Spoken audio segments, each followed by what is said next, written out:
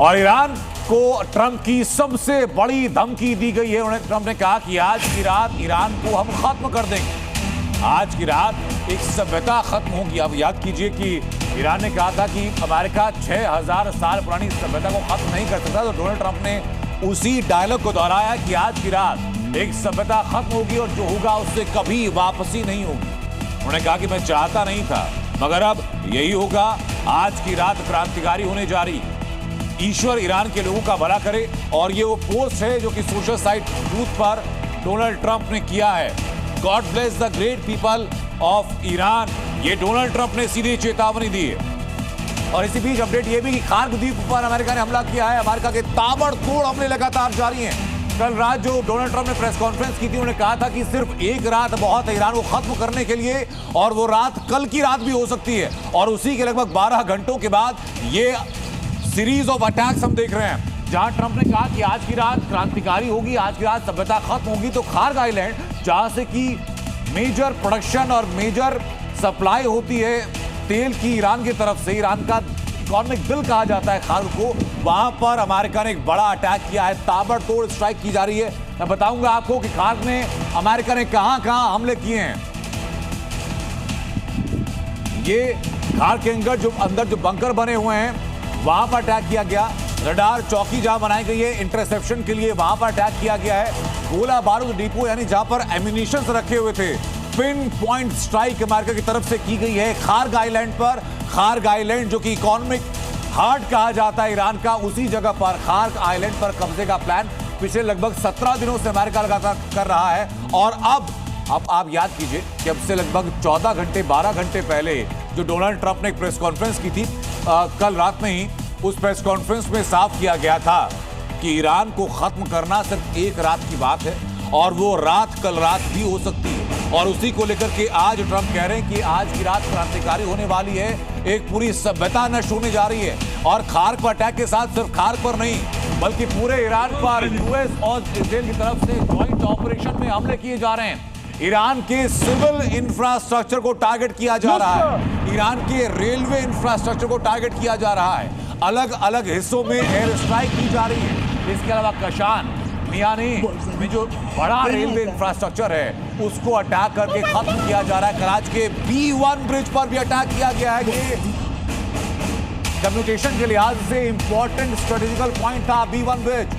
Iran के Zanjan में भीषण अटैक किया गया है। ईरान के अमीनाबाद में एक रेलवे पुल को उड़ा दिया गया है।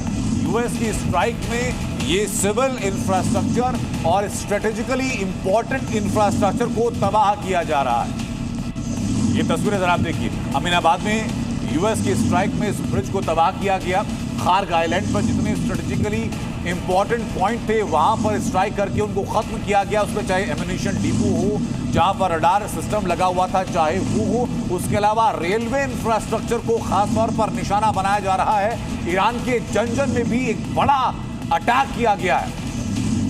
और अभी अपडेट ये भी आ रही है कि खार्क पर 50 से ज्यादा अटैक किए गए हैं। कुछ ही घंटों के अंदर 50 से ज्यादा अटैक किए गए खार्क के सैन्य ठिकानों पर, मिलिट्री एस्टेब्लिशमेंट पर। कुछ देर पहले बताया मैंने आपको कि खार्क में जितने मिलिट्री एस्टेब्लिशमेंट बने हुए थे, स्ट्रेटेजिकली इंपॉर्टेंट एस्टेब्लिशमेंट बने हुए थे, उसमें चाहे हथियारों का डिपो हो, उसमें चाहे रडार सिस्टम जहां पर डिप्लॉय किया गया वो जगह हो, हर इलाके को, हर जगह को, हर ठिकाने को टारगेट किया गया। अब इसकी इंपॉर्टेंस आप समझिए, रडार सिस्टम को तबाह करना यानी अब आने वाले वक्त में खार्क के ऊपर जो भी सैन्य कार्रवाई, एयर स्पेस से कार्रवाई जो की जाएगी, ईरान उसको ट्रैक करने में सक्षम नहीं रहेगा। खार्क के ऊपर जो अटैक होगा, उसके अलावा मिलिट्री डिपो जहां एम्यूनिशंस के डिपो हैं वहां पर अटैक किया गया। इसका सीधा मतलब यह कि रिटेलिएशन की ताकत खार्क आइलैंड पर जो एस्टेब्लिशमेंट थे उनकी बहुत कम कर दी गई है। खार्क ईरान की लाइफलाइन कैसे है जो लगातार मैं आपको बता रहा हूं, उसको जरा समझिए। पाइपलाइनों से ईरान का कच्चा तेल यहां पहुंचता है। करोड़ों बैरल कच्चा तेल स्टोर करने की क्षमता खार्क के अंदर है। रोजाना 70 लाख बैरल तेल को लोड करने की क्षमता है। बड़े टैंकरों से दुनिया भर में तेल की सप्लाई की जाती है। करीब 90% जो ऑयल एक्सपोर्ट है ईरान का वो इसी खार्क आइलैंड से होता है। खार्क आइलैंड की ये लोकेशन मैं बता रहा हूं आपको, सामने दरिया है और क्या क्या इंपॉर्टेंस, ईरान का करीब 90% जो ऑयल एक्सपोर्ट होता है वो इसी खार्क आइलैंड से होता है। यानी कि इकोनॉमी को लेकर के सबसे मजबूत, सबसे महत्वपूर्ण, सबसे इंपॉर्टेंट स्पॉट खार्क आइलैंड, जहां पर की स्ट्रेटेजिकली स्ट्राइक की गई है। इंटेलिजेंस लेड स्ट्राइक्स को कहा जाएगा, क्योंकि कहां पर एस्टेब्लिशमेंट हैं, कहां पर रडार पॉइंट्स हैं, इन सब की जानकारी जुटाने के बाद उन्हीं कोऑर्डिनेट्स को हिट किया गया खार्क आइलैंड पर, ताकि जो 90% ऑयल एक्सपोर्ट है उसको सीधा स्ट्राइक कर सके। इस वक्त अमेरिका में सुबह का वक्त है।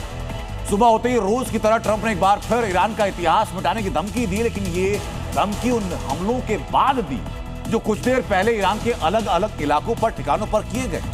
तो फिर सवाल यह कि क्या अमेरिका की बमबारी और ट्रंप की धमकियों के बीच ईरान किस तैयारी में है? ईरान पर जो बारूदी विध्वंस किया गया उसका बहुत बड़ा असर क्यों नहीं हो रहा? इन सवालों का जवाब इस रिपोर्ट में दिखाता हूं।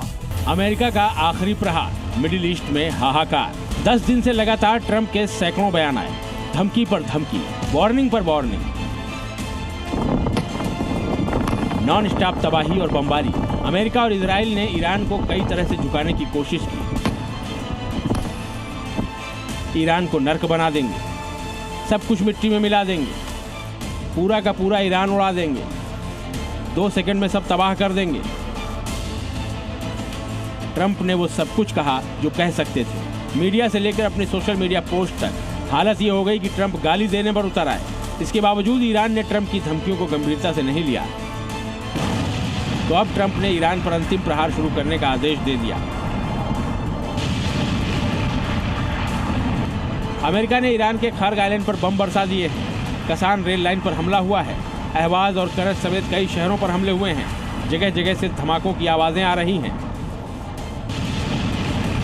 एक तरफ अमेरिका ने आने वाले तूफान का ट्रेलर दिखा दिया है, तो वहीं दूसरी ओर ईरान और ज्यादा अटैकिंग दिख रहा है, क्योंकि इन हमलों के बाद ईरान ने कहा अब सब्र की सीमा टूट चुकी है, अब हम भी संयम नहीं रखेंगे।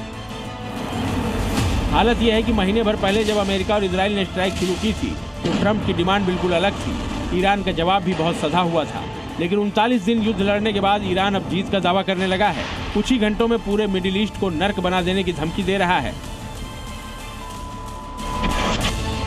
कहानी इतनी पलट चुकी है जिसके बारे में शायद ट्रंप ने कभी सोचा भी नहीं होगा। 28 फरवरी को बमबारी के बाद 1 मार्च को ट्रंप ने कहा था, मेरी पहली और आखिरी शर्त है ईरान का टोटल सरेंडर।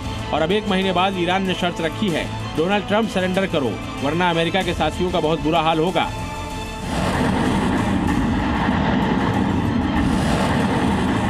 ईरान का यह आत्मविश्वास बता रहा है कि अमेरिका भले ही दुनिया की सबसे एडवांस तकनीक और सबसे ताकतवर सेना होने की बात करता रहा हो, लेकिन खलीफा का ईरान भी आखिरी दम तक लड़ने का मादा रखता है। वो भी एक मोर्चे पर नहीं, हॉर्मुज स्ट्रेट से लेकर लाल सागर तक अमेरिका को फंसाने का प्लान है।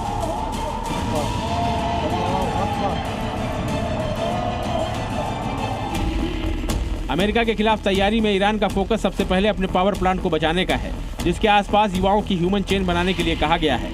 ईरान के राष्ट्रपति पेजेश्कियन ने कहा 14 मिलियन यानी 1 करोड़ 40 लाख लोग अब तक रजिस्ट्रेशन करा चुके हैं और वो देश के लिए अपनी जान देने को तैयार हैं। ईरान की इस तैयारी के जवाब में ट्रंप का अगला कदम क्या होगा, इसका अंदाजा लगाना मुश्किल है, लेकिन मिडिल ईस्ट में इस वक्त हड़कंप की स्थिति है। ईरानी हमले को लेकर इजराइल और सभी खाड़ी देशों में अलर्ट घोषित कर दिया गया है। सऊदी बहरीन का पुल बंद कर दिया गया है, क्योंकि पिछले 1 महीने में ईरानी हमलों से खाड़ी का कोई देश नहीं बचा है। और उसके बाद अब विध्वंसक हमलों के बीच अमेरिका को सीधी धमकी, ट्रंप को सरेंडर के लिए कहना। सवाल यह है कि ईरान के कॉन्फिडेंस की वजह क्या है? क्या अमेरिका में ईरान के जासूस एक्टिव हैं? क्या ट्रंप का वॉर प्लान ईरान को पहले से पता है?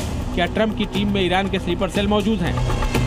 क्या जिस एजेंट को ट्रंप की टीम अब तक ढूंढ नहीं पाई है, जिसकी वजह से ईरान में अमेरिका को अपने कई फाइटर जेट गंवाने पड़े, क्या उसी ने ईरान को अमेरिका की पूरी तैयारी पहले ही बता दी है? ऐसे में बहुत सारे सवाल हैं जिनके जवाब आने वाले वक्त में मिल सकते हैं। लेकिन फिलहाल दुनिया की सबसे बड़ी चिंता इस बात को लेकर है कि हजारों टन बारूद बरसने के बाद मिडिल ईस्ट में अब कौन सा नया तूफान आने वाला है। ब्यूरो रिपोर्ट, जी मीडिया। अमेरिका से ईरान को एक और धमकी भी मिली। अभी 8 बजे तक का इंतजार करो, ये बड़ी खबर सामने है एक और धमकी को लेकर के। यूएस को पॉजिटिव जवाब का इंतजार है।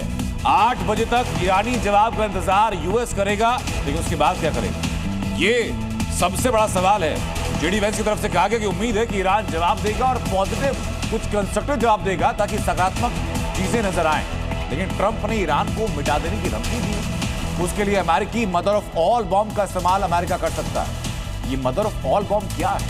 ये मदर ऑफ ऑल बॉम्ब कितना घातक है, अब जरा इसकी एक झलक आपको दिखाता हूं। ये सबसे घातक नॉन न्यूक्लियर बॉम्ब है। नाम है GBU-43। वजन लगभग 10,000 किलो का और 10,000 किलो का बॉम्ब अपने साथ 8,500 किलो विस्फोटक ले जाने में सक्षम है। इसका असर आप मान के चलिए कि जो TNT जिससे कि विस्फोट करके पहाड़ों को तोड़ा जाता है, 11 टन TNT के दबाव के विस्फोट का दबाव बनाता है। C-130 हरक्यूलिस इकलौता विमान जिससे कि मदर ऑफ ऑल बम को डिप्लॉय किया जा सकता है। इसी बीच जेडी वेस्ट ने बड़ा बयान दे दिया। उन्होंने कहा कि ईरान के पास कोई न्यूक्लियर वेपन नहीं है, कोई एटमी हथियार नहीं है। ईश्वर भी चाहते हैं कि एटमी हथियार हो वहां पर।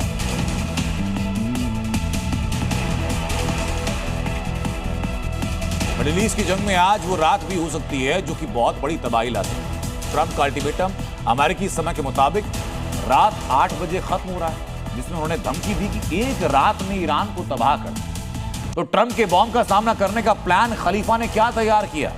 कयामत की रात जिसको कहा जा रहा है, जहां एक तरफ ट्रंप के बॉम्ब होंगे तो दूसरी तरफ ईरान के फिदायीन होंगे। क्या होने वाला है आज रात, इस रिपोर्ट में उसकी संभावना दिखाता हूं। टीवी स्क्रीन पर दिख रहे 15 घंटे 29 मिनट और धीरे धीरे कम होता वक्त। ये वक्त जैसे जैसे कम हो रहा है, घड़ी की सुइयां जैसे जैसे आगे बढ़ रही हैं, वैसे वैसे दुनिया क्या एक बहुत बड़े महाविनाश की तरफ बढ़ रही है। ऐसा इसलिए कहा जा रहा है क्योंकि ट्रंप ने साफ साफ चेतावनी दी है और कहा है कि आज की रात ईरान तबाह हो जाएगा।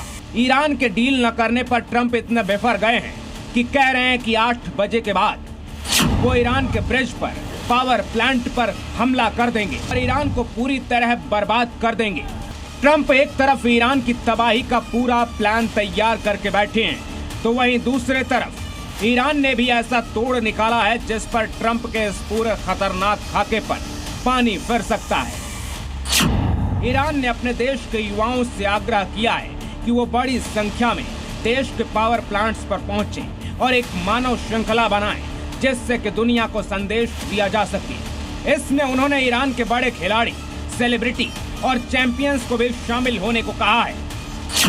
ईरान भले ही इसे विरोध प्रदर्शन बता रहा है, लेकिन सच तो ये है कि दरअसल ये कदम उठाकर वो अपने पावर प्लांट्स को बचाने के लिए ह्यूमन शील्ड बनाने जा रहा है, जिससे कि अमेरिका को देश के पावर प्लांट्स पर हमले से रोका जा सके। बकायदा ईरान की नेशनल मीडिया पर आकर ईरान के मंत्री ऐलान कर चुके हैं, लोगों को बुला रहे हैं। यानी कयामत की रात में एक तरफ अमेरिका के खतरनाक बम होंगे, तो वहीं ईरान के मानव बम उनका सामना करने के लिए तैयार होंगे। ईरान की ये ऐसी रणनीति है जिससे वो जानता है कि अगर अमेरिका ने हमला किया तो वो दुनिया की नजरों में सबसे बड़ा विलेन बन जाएगा, क्योंकि एक तरफ वो किसी देश के ऊर्जा साधनों को तबाह करने वाला है, तो वहीं दूसरी तरफ नागरिकों पर हमला उसे बहुत भारी पड़ सकता है। और यही वजह है कि अब अमेरिका के अल्टीमेटम का ये तरीका निकाला गया है। इतना ही नहीं, ईरान ने ट्रंप को उन्हीं की भाषा में करारा जवाब भी दिया है। ईरान के एक नेता ने बयान दिया और कहा कि ट्रंप के पास 20 घंटे हैं कि वो ईरान के सामने आत्मसमर्पण कर दें, वरना अमेरिका और उसके सहयोगी पाषाण युग में लौट जाएंगे। साथ ही ईरान ने यह भी कहा कि वो किसी भी कीमत पर पीछे नहीं हटने वाले। यानी करीब 15 घंटे 25 मिनट के बाद जो हमला होगा उसमें अमेरिका का वार एक तरफा नहीं होगा, बल्कि ईरान भी अपने ब्रिज और पावर प्लांट्स को बचाने के लिए पूरा प्लान तैयार कर चुका है। वो साफ कर चुका है कि ना तो ट्रंप की धमकी से डरेगा और ना ही झुकेगा। ऐसे में कयामत की रात में क्या होने वाला है, इसकी चिंता अब पूरी दुनिया में छा गई है।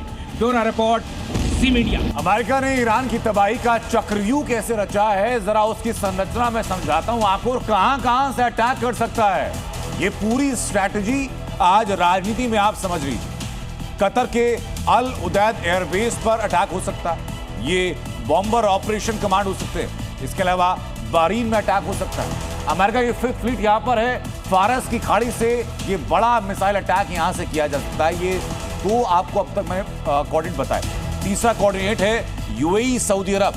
अटैक के लिए यूएई और सऊदी अरब के एयर स्पेस का इस्तेमाल अमेरिका कर सकता है। यहां पर अमेरिकी बेस भी हैं सऊदी के अंदर, आप ये भी ध्यान रखिएगा। यहीं से फाइटर जेट उड़ान भरेंगे भी, जिनको कि डिप्लॉय पहले से किया गया है। उसके अलावा सबसे naval support base Diego Garcia, जहां पर B-2 और B-52 बॉम्बर्स डिप्लॉयड हैं, इनपुट है, यहां से भी वो उड़ान भर सकते हैं ईरान पर सीधा अटैक करने के लिए। ये 4 स्ट्रेटेजिकली लोकेशन जहां पर की चक्रव्यूह रचा बताया जा रहा है। ईरान पर परमाणु हमले का एक बड़ा संकेत डूम्सडे प्लेन की नई तस्वीर के साथ। ये जो प्लेन है स्पेशलाइज्ड है परमाणु हमले के हालात में अमेरिकी राष्ट्रपति को सुरक्षित रखने के लिए। 6 अप्रैल को स्पेशल प्लेन जब अमेरिका के आसमान में उड़ान भरता दिखाई पड़ा तो हर कोई आशंकित हो गया। ये प्लेन क्या है, इसकी उड़ान के साथ ट्रंप का रियल प्लान क्या है, ये रिपोर्ट में डिकोड करते हैं। जिस कैलिफोर्निया को अमेरिका की सीक्रेट वेपन सिटी कहा जाता है, वहां एक साल में तीसरी बार उड़ान भर रहा अमेरिका का डूम्सडे प्लेन। डूम्सडे अमेरिका का वो स्पेशल प्लेन जिसे कयामत के दिन का वायुयान कहते हैं, उसे अचानक उड़ाकर क्या संकेत देना चाहते हैं डोनाल्ड ट्रंप? क्या धरती के अंतिम युद्ध की तैयारी कर चुके हैं डोनाल्ड ट्रंप? जनवरी में किया डूम्सडे प्लेन का ट्रायल, अब उड़ान। ट्रंप का कोई बड़ा प्लान या सिर्फ जंग में शक्ति प्रदर्शन? डोनाल्ड ट्रंप की फितरत है, जब भी किसी देश को लेकर आक्रामक होते हैं, अमेरिका के एयर स्पेस में उड़ान भरते डूम्सडे प्लेन की 3 तस्वीरें 3 तारीखों के साथ ट्रंप की मेंटालिटी को दिखाती हैं। 19 जून वो तारीख है जब ट्रंप ने ईरान पर तगड़ा अटैक किया था। इसके बाद डूम्सडे प्लेन अमेरिका के आसमान में नजर आया था। उसके बाद वही सीन 9 जनवरी को नजर आया जब वेनेजुएला अमेरिका के एयर स्पेस में उड़ान भरते डूम्सडे प्लेन की 3 तस्वीरें 3 तारीखों के साथ ट्रंप की मेंटालिटी को दिखाती हैं। 19 जून वो तारीख है जब ट्रंप ने ईरान पर तगड़ा अटैक किया था। इसके बाद डूम्सडे प्लेन अमेरिका के आसमान में नजर आया था। उसके बाद वही सीन 9 जनवरी को नजर आया जब वेनेजुएला के राष्ट्रपति निकोलस मादुरो को अरेस्ट करने पर दुनिया के कई देशों ने अमेरिका का विरोध किया। और अब 6 अप्रैल की रात जब ट्रंप ने ईरान पर सबसे बड़े हमले की धमकी दी, डूम्सडे प्लेन एक बार फिर कैलिफोर्निया के आसमान में उड़ता दिखाई दिया। तो क्या सिर्फ ट्रंप शक्ति प्रदर्शन कर रहे हैं या फिर कोई और प्लान है? सबसे पहले इस डूम्सडे प्लेन के बारे में जानिए। यह अपने आप में बड़ा संकेत है ट्रंप के नेक्स्ट प्लान का। अमेरिकी जेट का मॉडल है E-4B। ये बोइंग 747 का स्पेशल मॉडल है जिसका नाम है नाइट वॉच। इसे एटम बम और इलेक्ट्रोमैग्नेट पल्स से बचाव के लिए डिजाइन किया गया। डेक में 3 डेक हैं जिसमें ब्रीफिंग रूम, वॉर रूम और कम्युनिकेशन रूम है। इसमें राष्ट्रपति के साथ 110 लोग सवार हो सकते हैं। यह आपात स्थिति में बिना तेल भरे 12 घंटे आसमान में रह सकता है। इसमें 67 सैटेलाइट डिश और एंटीना लगे हैं जिससे ग्राउंड पर कम्युनिकेशन किया जा सकता है। अमेरिकी राष्ट्रपति इस जेट से न्यूक्लियर कमांड कहीं से भी दे सकते हैं। राष्ट्रपति के लिए E-45 प्लेन हमेशा ready to take off condition में रहता है। अमेरिकी राष्ट्रपति के लिए प्लेन हर 5 से 10 साल में एडवांस किया जाता है। 1970 के दशक से लेकर अब तक इसमें 8 अपग्रेडेशन किए जा चुके हैं। आज के डूम्सडे प्लेन की सिर्फ बाहरी जानकारी ही दुनिया के पास है। जेट की असली क्षमता सीक्रेट है। इसे डूम्सडे प्लेन इसीलिए कहा जाता है क्योंकि युद्ध में अगर परमाणु हमले की नौबत आ जाए तो अमेरिकी राष्ट्रपति अपने सैन्य अधिकारियों के साथ उड़ान भरे और फ्लाइट के दौरान परमाणु हमले का ऑर्डर दे सके। तो क्या ट्रंप इस डूम्सडे प्लेन की फ्लाइट के साथ न्यूक्लियर वॉर के लिए तैयार हो चुके हैं? ईरान को खत्म करने के लिए डूम्सडे प्लेन और अपने सबसे घातक मिसाइल को रेडी कर लिया गया है। इस मिसाइल को कहते हैं मिनटमैन 3 मिसाइल। इस मिसाइल की मारक क्षमता तकरीबन 13,000 किलोमीटर है। तकनीकी भाषा में इसे ICBM यानी इंटर कॉन्टिनेंटल बैलिस्टिक मिसाइल कहा जाता है। यह अमेरिका के लॉन्च स्टेशन से किसी भी महाद्वीप में कहर बरपा सकती है। इस मिसाइल की हाई स्पीड तकरीबन 25,000 किलोमीटर प्रति घंटा है। इतनी रफ्तार से ये 1,150 किलो परमाणु पेलोड ले जाने में सक्षम है। मौजूदा पेलोड क्षमता हिरोशिमा पर गिराए गए बम से 20 गुना ज्यादा है। इन आंकड़ों से अंदाजा लगा सकते हैं अगर ये मिसाइल लॉन्च होती है तो 25,000 किलोमीटर की रफ्तार से 13,000 किलोमीटर की दूरी सिर्फ आधे घंटे में तय कर सकती है। यानी आधे घंटे में दुनिया के किसी भी कोने में हिरोशिमा से 20 गुने बड़े क्षेत्र में कयामत हो सकती है। इजराइल पर ईरान ने भी एक बड़ा रिटेलिएशन कर दिया है, बड़ा अटैक किया है। इजराइल पर क्लस्टर बम से अटैक किया गया।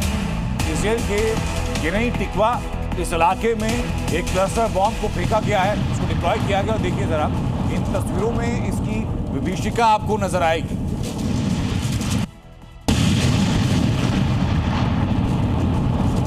लेकिन आज डोनाल्ड ट्रंप ने जो कहा उसका एक एक शब्द बहुत मायने रखता है। ईरान को ट्रंप ने आज जो नई धमकी दी उसमें क्या क्या कहा गया, ये समझना, ये जानना, एक एक शब्द पर गौर फरमाना बहुत जरूरी है। उन्होंने कहा the whole civilization will die tonight, यानी एक पूरी सभ्यता आज खत्म हो जाएगी, never to be brought back again, जो कभी वापस नहीं आ पाएगी। I don't want that to happen, but it probably will. मैं चाहता नहीं था कि हो, लेकिन यह संभवतः आज होकर रहेगा. However, now that we have complete and total regime change, where different, smarter and less radicalized minds prevail, maybe something revolutionary, wonderful can happen. Who knows? यानी कि जो कम रूढ़िवादी लोग हैं, वो अब आज की तारीख में सत्ता के अंदर हैं. हो सकता है कोई सकारात्मक फैसला वहां से आए, कौन जानता है. वो कह रहे हैं कि we will find out tonight one of the most important moments in the long and complex history of the world.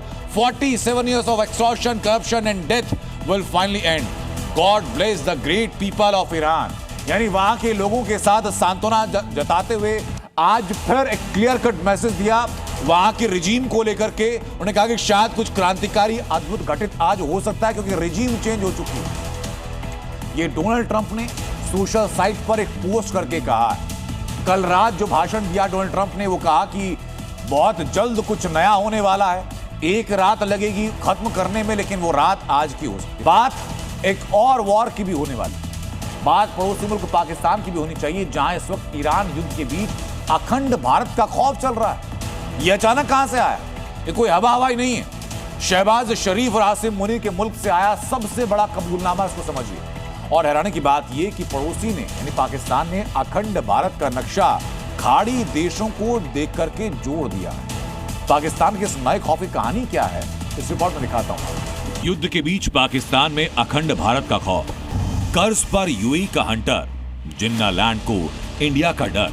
जहां तक जमीन की बात है तो बॉर्डर्स तो बदल सकते हैं, क्या पता कल को सिंध भारत में फिर से वापस आए. दुनिया समझती है कि पाकिस्तान गरीब है, कंगाल है, भिखारी है, लेकिन कहानी यहाँ तक नहीं. पाकिस्तान एहसान फरामोश है, पाकिस्तान गद्दार है और अपनी इसी फितरत के चलते खाड़ी युद्ध के बीच पाकिस्तान चौतरफा घिर चुका है. एक तरफ तेल की संकट की मार है, महंगाई बेकाबू हो चुकी है, जनता आक्रोश की आग में जल रही है और अब कर्ज का दबाव इतना बढ़ चुका कि पाकिस्तान बहुत जल्द बर्बाद होने वाला है. लेकिन पाकिस्तान के लिए चुनौती यहां तक सीमित नहीं, क्योंकि जिस रफ्तार से पाकिस्तान की अर्थव्यवस्था तबाह हो रही है, उसकी दोगुनी रफ्तार से पाकिस्तान के नेता बौखला रहे हैं.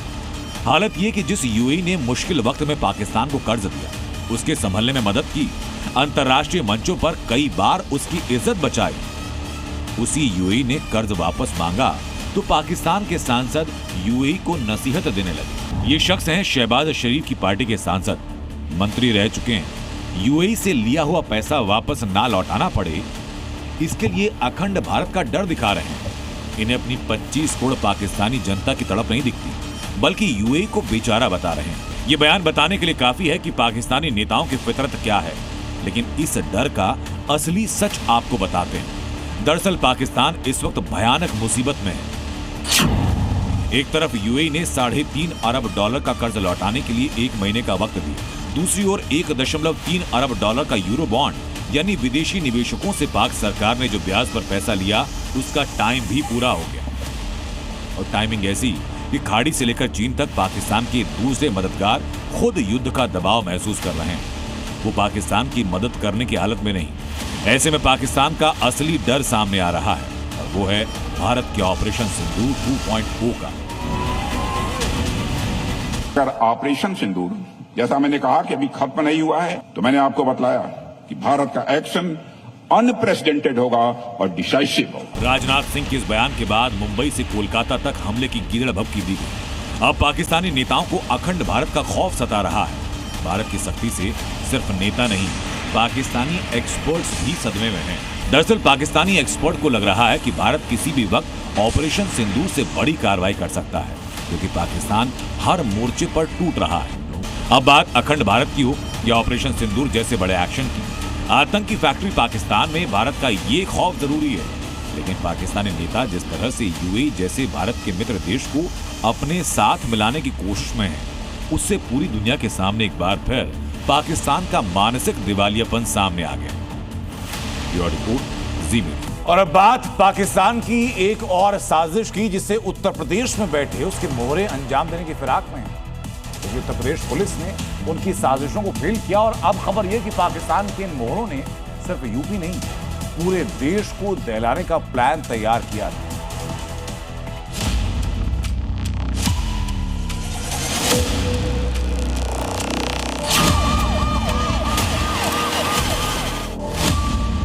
यूपी में एटीएस ऑपरेशन पर बहुत बड़ा खुलासा। साकिब उर्फ डेविल की ऑल इंडिया साजिश। यूपी एटीएस ने जिन आतंकियों को लखनऊ से गिरफ्तार किया और जिनका सरगना साकिब उर्फ डेविल अपने गुर्गों से यूपी के अलग अलग शहरों में ट्रेन की सिक्योरिटी सिस्टम को अटैक कर रहा था, उसकी साजिश की नई परत खुल चुकी है। एटीएस ने खुलासा किया कि साकिब उर्फ डेविल के निशाने पर सिर्फ यूपी नहीं बल्कि दिल्ली, हरियाणा और महाराष्ट्र भी शामिल थे। आतंकी साकिब से पूछताछ में खुलासा हुआ कि इस देश विरोधी प्लानिंग के लिए उसने पूरी तैयारी की। अपना नेटवर्क फैलाने के लिए साकिब ने टेलीग्राम पर 1 दर्जन से ज्यादा ग्रुप बनाए। इन ग्रुप में साकिब कई राज्यों के लोगों को जोड़ चुका था, जहां भारत विरोधी भड़काऊ वीडियो और पोस्ट करता था। ग्रुप के सभी लोग कट्टरपंथी विचारधारा से प्रभावित थे। इसका खुलासा आरोपियों के पास मिले मोबाइल से हुआ। आपको बता दें तो साकिब का पाकिस्तानी हैंडलरों से संपर्क दुबई में बैठे आकिब ने कराया था। साकिब यहां से वीडियो बनाता था और उस वीडियो को अपने आका अबू बकर को भेजा करता था, जिसका उसे 12,000 रुपए मिला करते थे। इस बीच एटीएस की जांच में जानकारी सामने आई कि साकिब पंजाब के कई असलहा तस्करों के संपर्क में था। तस्करों के जरिए असलहों को खरीदने वाला था। सूत्रों के मुताबिक साकिब फायरिंग की प्रैक्टिस भी करता था। अब जांच एजेंसी इन असलहा तस्करों का ब्यौरा जुटा रही है, क्योंकि उनका संपर्क दुबई में बैठे आकिब से है, जो इस टेरर ग्रुप का मास्टरमाइंड बताया जा रहा है। मेरठ के आकिब का AK-47 के साथ वीडियो सामने आया, जो उसने बिजनौर के एक संदिग्ध के साथ वीडियो चैट के दौरान दिखाई दिया। हालांकि जांच के दौरान लोकल पुलिस ने उसे खिलौना बताकर मामला रफा दफा किया, मगर लखनऊ के साकिब और उसके गैंग की गिरफ्तारी के बाद अब फिर इस वीडियो की जांच की जा रही है। तत्कालीन थाना प्रभारी और सीओ को सस्पेंड कर दिया गया है। मैसेज साफ, योगी राज यानी ऐसे किसी देश विरोधी मामले में किसी भी शख्स को बख्शा नहीं जाएगा।